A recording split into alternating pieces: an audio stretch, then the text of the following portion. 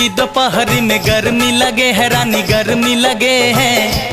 आके मुझे दिल न लगे दिलदार, हमारी गली आ जाना। चुप रहने से बोल पड़ेंगे हम दोनों के नैना।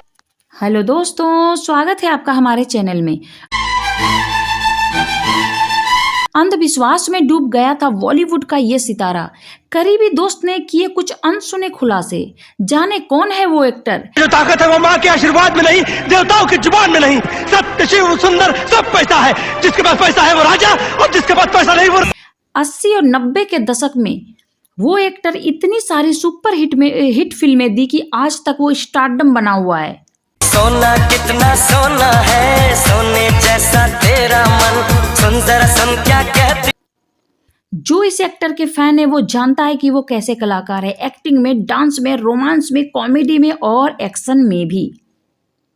यूपी वाला ठुमका लगाओ के हीरो जैसे नाच के दिखाओ। तो आज हम बात करेंगे एक ऐसे एक्टर के बारे में जो लाजवाब एक्टिंग करते हैं। इनका नाम है गोविंदा। जी हाँ दोस्तों, गोविंदा भारतीय सिनेमा के ऐसे एक्टर हैं जो एक्सप्रेशन के साथ डांस और एक्शन करते हैं। गोविंदा अपने आप में पूरा फिल्मी पैकेज हैं। लेकिन एक दौर ऐसा था जब वो किन्हीं वजहों से अंधविश्वास में डूब गए थे। 90s में गोविंदा ने कूली नंबर 1, हीरो नंबर 1, बेटी नंबर 1 जैसे सुपर हिट फिल्में करके बॉलीवुड के नंबर 1 बन गए थे। धीरे धीरे उनका डाउनफॉल भी आया और इसके कारण वो अंधविश्वास की तरफ बढ़ गए थे, जिसके बारे में एक खास मित्र ने आज बताया है। हम पे मरते हो, हम तुम पे मरते हैं, हम अपनी। चलिए जानते हैं कि गोविंदा क्यों बन गए थे अंधविश्वासी।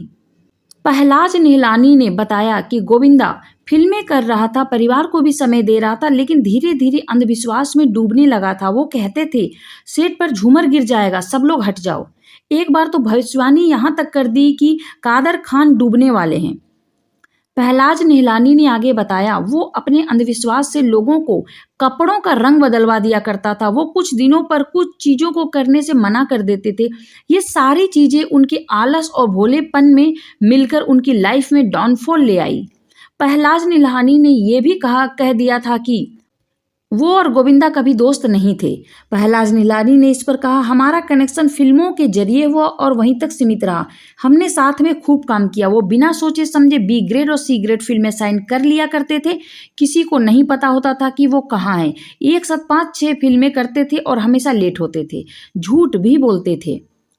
पहलाज निहलानी ने आगे बताया गोविंदा फिल्में तो कर रहे थे, लेकिन अंधविश्वास की ओर इस तरीके से वो जा रहे थे कि मतलब कोई समझ नहीं पा रहा था कि गोविंदा को हुआ क्या है।